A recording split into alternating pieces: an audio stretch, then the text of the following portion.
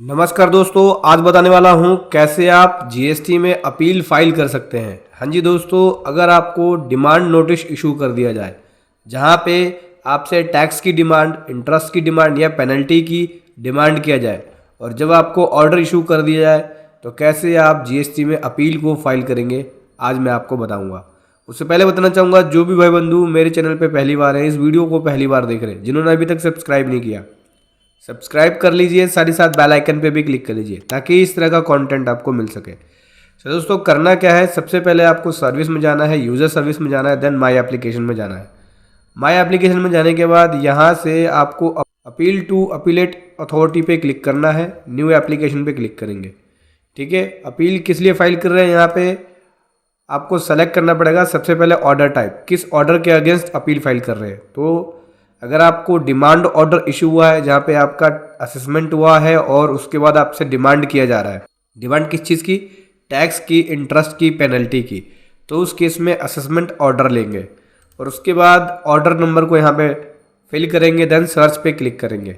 जैसे सर्च पे क्लिक कर लेंगे, आपका जो फॉर्म है अपील जीएसटी अपील 01 का फॉर्म इस प्रकार से ओपन हो जाएगा जहाँ पे आपको ऑर्डर नंबर दिखाएगा, ठीक है, डिमांड आईडी भी दिखाएगा और जिस डेट को ऑर्डर इशू हुआ है उसकी डेट शो करेगा। ठीक है, अभी आपको category of the case under dispute, जो केस का डिस्प्यूट है उसकी कैटेगरी को सेलेक्ट करना पड़ेगा। ठीक है, और कैटेगरी को सेलेक्ट करने के बाद यहाँ से आपको डिस्प्यूट का पीरियड देना होगा, कौन से पीरियड से आपका ये डिस्प्यूट चल रहा है या कौन से पीरियड का डिस्प्यूट है वो आप यहाँ पे सेलेक्ट करेंगे। ठीक है, देन उसके बाद अपील 01 का एक टेम्पलेट है, उस टेम्पलेट को फिल करना होगा, को आप यहाँ से डाउनलोड करना होगा। देखो ये डाउनलोड का बटन यहाँ पे होता है, बताया हुआ है कि अपील का जो टेम्पलेट फॉर्म है उसको आप डाउनलोड कर लेंगे।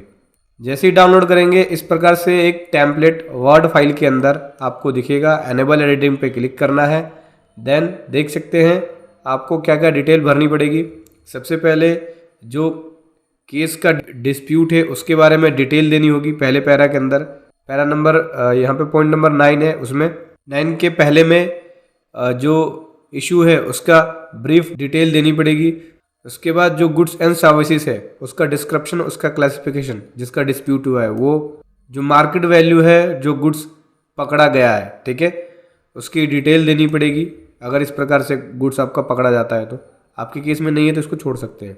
उसके बाद जो केस है, जो डिस्प्यूट है, उसकी एक स्टेटमेंट देनी पड़ेगी, उसका फैक्ट क्या है, ग्राउंड देना पड़ेगा अपील का। फिर उसके बाद आपको यहाँ पे प्रेयर देना पड़ेगा, then period of delay, delay कितना हुआ और डिले का रीज़न क्या है।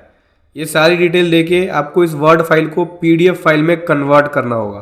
कैसे कन्वर्ट करेंगे, सेव एज वाले बटन पे क्लिक करना होगा, देन यहाँ से आपको देख सकते हैं ऐसे, देन यहाँ से आपको पीडीएफ फाइल सेलेक्ट करना पड़ेगा। ठीक है, सेव एज वाले बटन पे क्लिक करके पीडीएफ फाइल जैसे सेलेक्ट कर लेंगे, आपका ये जो फॉर्म है पीडीएफ में, देखो यहाँ पे डॉक की जगह पे पीडीएफ सेलेक्ट करेंगे, उसके बाद सेव वाले बटन पे क्लिक कर देंगे, आपका फॉर्म पीडीएफ में सेव हो जाएगा।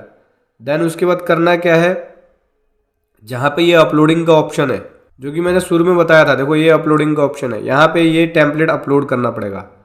ठीक है, इसका साइज़ 5 MB से ज़्यादा नहीं होना चाहिए। उसके बाद आप कुछ सपोर्टिंग डॉक्यूमेंट भी लगा सकते हो, जो कि 4 सपोर्टिंग डॉक्यूमेंट लगा सकते हो आप। एक फाइल का जो साइज़ होगा वो 5 MB से ज़्यादा नहीं होना चाहिए। जो कैटेगरी है डिस्प्यूट का, उसमें क्या क्या सेलेक्ट कर सकते हो आप, देखो यहाँ पे जो मैंने आपको बताया था कि यहाँ पे कैटेगरी डिस्प्यूट का सेलेक्ट कर सकते हो, तो बहुत सारे ऑप्शंस है। क्लासिफिकेशन हुआ है गुड्स एंड सर्विसेज का, ठीक है, या रॉन्ग एप्लीकेबिलिटी है, नोटिफिकेशन जो इशू हुआ है इस एक्ट के अंदर, या इनकरेक्ट डिटर्मिनेशन है value and supply of goods का, या टैक्स रॉन्गफुली कलेक्टेड है या पे नहीं है गवर्नमेंट को, या determination of tax note paid या शॉर्ट पेड। तो यहाँ से आपको कैटेगरी सेलेक्ट करना पड़ेगा। अदर है तो कोई अदर ऑप्शन को सेलेक्ट कर सकते हैं। ये कैटेगरी ऑफ डिस्प्यूट में जो मैंने आपको शुरू में बताया था, वो यहाँ पे आप कैटेगरी इस प्रकार से सेलेक्ट कर सकते हैं, ऐसे आपको लिस्ट दिखाई देगी। फिर जैसे ही अपील 01 फॉर्म को जब अपलोड कर देंगे, देखो यहाँ पे डिस्प्यूट अमाउंट पे करना होता है। ठीक है, इसमें जो भी आपका डिस्प्यूट अमाउंट बना उसका 10% वैल्यू पे करनी होती है। तो जैसे एग्जांपल के लिए मान के चलिए कि 33,944 रुपये डिस्प्यूट अमाउंट बना, तो इसका 10% आपको जमा कराना पड़ेगा इस प्रकार से 10% बना हुआ आएगा जैसे आप इस फॉर्म पे क्लिक करेंगे, जहाँ पे डिस्प्यूट अमाउंट की पेमेंट की डिटेल होती है।